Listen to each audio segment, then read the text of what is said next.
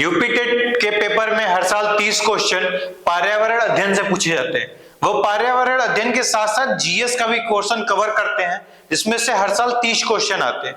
उन 30 क्वेश्चनों को हम 10-10 क्वेश्चन के 3 पार्ट में बांट के पूरी सीरीज लेके आएंगे, जिसमें से ये 10 क्वेश्चन 2022 के पेपर में पूछे गए पर्यावरण के टॉप 10 क्वेश्चन है।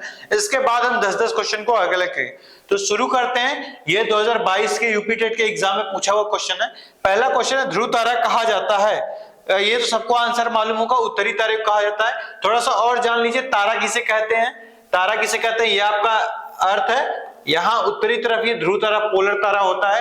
तारा कहते हैं किसे है, जिसके पास अपनी हीट हो, जिसके पास अपनी उष्मा हो, जिसके पास अपना प्रकाश हो, जिसके पास अपनी लाइट हो, उसे क्या कहेंगे, तारा कहेंगे। जैसे सूर्य, सूर्य क्या है, तारा है, और 25 मिलियन तारा, लेकिन हमें सूर्य का ही नाम फिर क्यों रखा, क्योंकि जो सबसे करीब है, जो सबसे करीब होता है हम उसका नाम रखते हैं, और बाकी जो दूसरे, तो बाकी तो बहुत सारे हैं लेकिन हम उनका नाम नहीं रखते हैं। जो हमारे सबसे करीब होता है हम उसी का नाम रखते हैं। तो सबसे हीट है, लाइट है, इसीलिए इसको तारे से चंद्रमा है।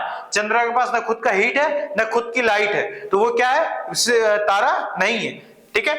इसके अलावा एक होता है सप्तऋषि। सप्तऋषि जिसमें 7 तारे होते हैं, माइनर, मेजर, बृहद और लघु सप्तऋषि होता है। एक होता है ओरियन, हंटर।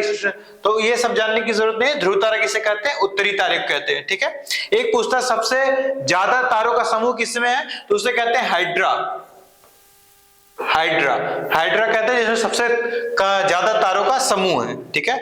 दूसरा क्वेश्चन क्या है, भारत में प्रोजेक्ट टाइगर कब आरंभ किया गया? प्रोजेक्ट टाइगर शुरू किया था 1973 ईस्वी में। 1973 ईस्वी में केंद्र सरकार द्वारा शुरू किया गया था, जो किस ministry of environment and forest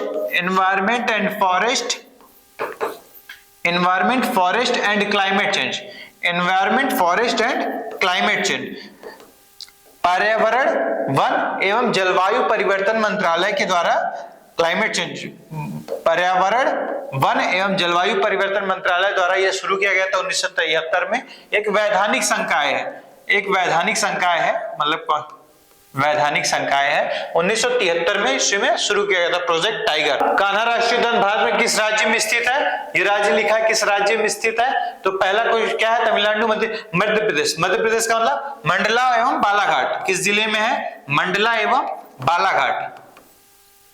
Balaghat Madhya Pradesh में स्थित है। ठीक है। बालाघाट, कान्हा राष्ट्रीय उद्यान। इसका नेक्स्ट क्वेश्चन, लखनऊ समझौता 1916 में किन दो के मध्य हुआ था?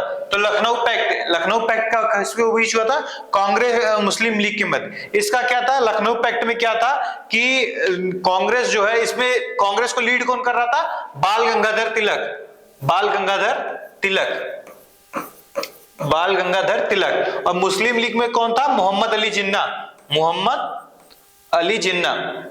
इनका कहना था, इनका इस पैक्ट में क्या था कि मुस्लिमों का जितना भी रिप्रेजेंटेशन है उसके ज्यादा कहीं इनको वोटिंग का राइट मिले, मतलब इनको प्रिविलेज, थोड़ा रिलीजन बेस पे इनको प्रिविलेज चाहिए था कि अगर हमारा मतलब टोटल रेशियो जो है, अगर हम 20% है तो हमें सत्ता में राइट्स जो है वो कहीं ना कहीं 40% चाहिए। ये एग्जैक्ट मतलब इनको अपने आप को अल्पसंख्यक मांगते थे कि हमारा 4% 5% है, तो हम कुछ बोलते हैं तो 4% 5% पे हमारी बात दबा दी जाती है। तो हमें प्रिविलेज देना चाहिए कि अगर आप एक तरफ कोई और बोलेगा तो एक का मतलब एक, लेकिन हम एक बोलेंगे तो हमारा एक का मतलब 2 होना चाहिए। ठीक है। ये था पूरा लखनऊ एक्ट। इसका कांग्रेस बाल गंगाधर तिलक कर रहे थे और इधर मोहम्मद अली जिन्ना कर रहे थे।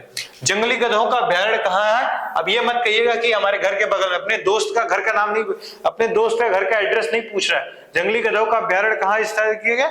गुजरात में। गुजरात का एक और है गिर राष्ट्रीय उद्यान। गिर राष्ट्रीय उद्यान में इस टाइम क्या थे, सबसे जो इसकी कैपेसिटी थी 674 बाघ, 674 बाघ फुल हो गए थे, 674 बाघ फिर फुल हो गए। तो इसी बेस पे इनके बगल में एक दूसरा राष्ट्रीय उद्यान बनाया जा रहा है। उस राष्ट्रीय उद्यान का आपको नाम बताना है। इसका ये था 4754 स्क्वायर मीटर में टोटल फैला हुआ है। ठीक है। 4754 स्क्वायर मीटर में टोटल फैला हुआ है। कार्बन डेटिंग संदर्भित है। कार्बन डेटिंग क्या होती है? प्राचीन स्थलों में मौजूद हड्डियों में सामग्रियों का आयु मापन। इसको क्या था, 1916 1916 में विलियम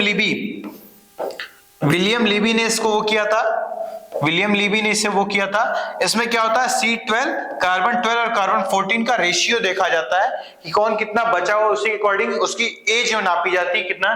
तो प्राचीन स्थलों में मौजूद हड्डियों या सामग्रियों का आयुमान जो भी पहले जीवित रह चुके होंगे उन्हीं का, जैसे पेड़ का है, हड्डी का है, इन्हीं सब का हम इसमें से निकाल सकते हैं, पत्थर का है। तो C20 और C12 और C14 का रेशियो देखा जाता है। 1916 में विलियम लीबी और इनके दोस्तों ने मिलकर इसका खोज की थी। संविधान सभा को राष्ट्रीय गान को कब को अपनाया गया था? राष्ट्रीय गान को अपनाया गया था 24 जनवरी 1950। 24 जनवरी 1950 इसी दिन यूपी का भी स्टेबलाइज हुआ था। उत्तर प्रदेश का स्थापना कब हुई थी? 24 जनवरी 1950। राष्ट्रीय गान को कब अपनाया गया था? 24 जनवरी 1950। 26 जनवरी 1950 को क्या हुआ था? संविधान लागू हुआ था, जिसे हम गणतंत्र दिवस बनाते हैं।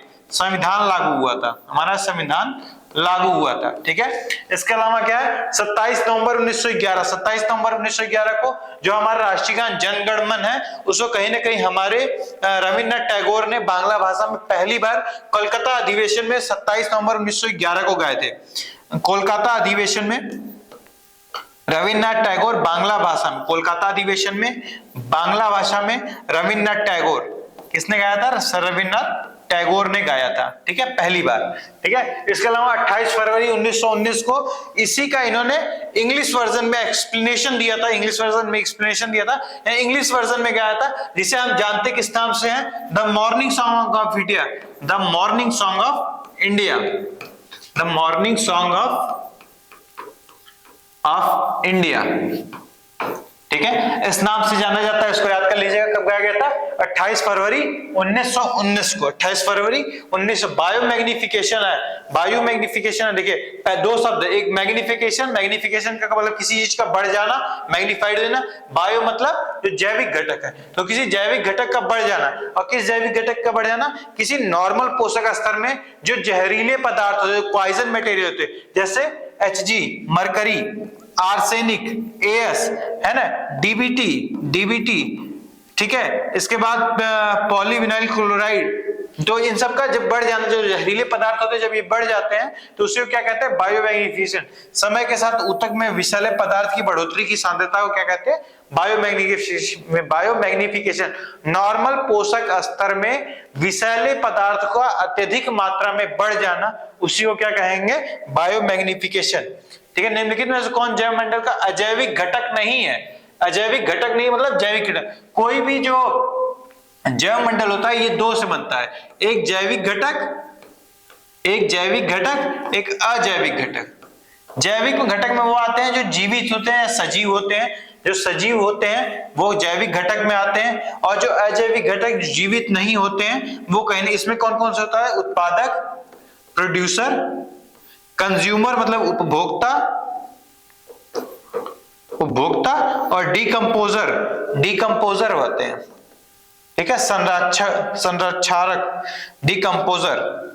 ठीक है, इसमें आपका जो भी मृदा आती है, अजैविक में मृदा आती है, जो भी मिनरल है, फास्फोरस है, विटामिन है, कैल्शियम है, जो भी मिनरल है वो इसमें आते हैं, मिनरल इसमें आते हैं। तो अजैविक घटक नहीं है, मतलब जैविक घटक पूछ रहा है, इसमें फंजाई आते हैं, कवक आएगा। तो जैविक घटक क्या? कवक। ये मृदा, प्रोटीन, फास्फोरस, ये सब क्या है? अजैविक घटक है। ठीक है, इसके बाद ग्रीन पीस इंटरनेशनल का मुख्यालय अवस्थित है। ग्रीन पीस इंटरनेशनल का मुख्यालय कहाँ है?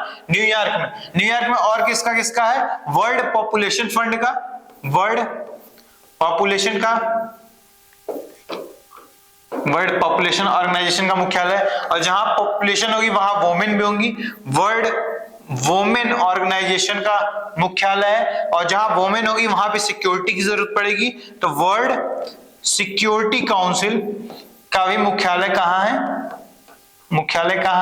कहीं ना कहीं आपका न्यूयॉर्क में। इसके बाद अगर वॉशिंगटन डीसी की बात करें तो वॉशिंगटन डीसी में किसका मुख्यालय होगा? जहां पैसे की बात आए तो वर्ल्ड बैंक ग्रुप, ठीक है, IMF, international monetary fund, world bank group, इन सब का वाशिंगटन डीसी में। जिनेवा में किसका मुख्यालय होगा? जिनेवा में WHO, world health organization, WHO, यहां पे मैं लिख रहा हूं यहाँ वर्ल्ड हेल्थ ऑर्गेनाइजेशन, ठीक है, इसको एक बार मिटाते हैं। जेनेवा में किसका मुख्यालय है?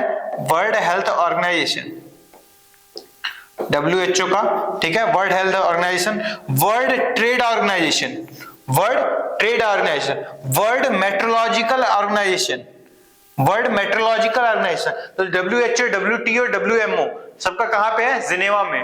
रोम में क्या है? रोम में क्या है? Food and agriculture,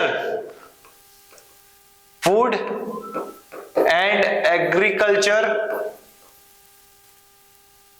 international organization, international organization, ठीक है। इसका मुख्यालय कहां है? रोम में। तो इस क्वेश्चन से आपके कई सारे क्वेश्चन तैयार होते हैं। रोम में फूड एंड, न्यूयॉर्क में आपका green peas international, world population, world women, world security council, Washington DC में आपका आएगा। इसमें क्या मैंने बताया था? World bank group, IMF, international monetary fund, इसके बाद जिनेवा में WHO, WTO, WMO, ठीक है। इसके अलावा जो आगे क्वेश्चन है वो इसी सीरीज के नेक्स्ट पार्ट में आपको देखने को मिल जाएंगे।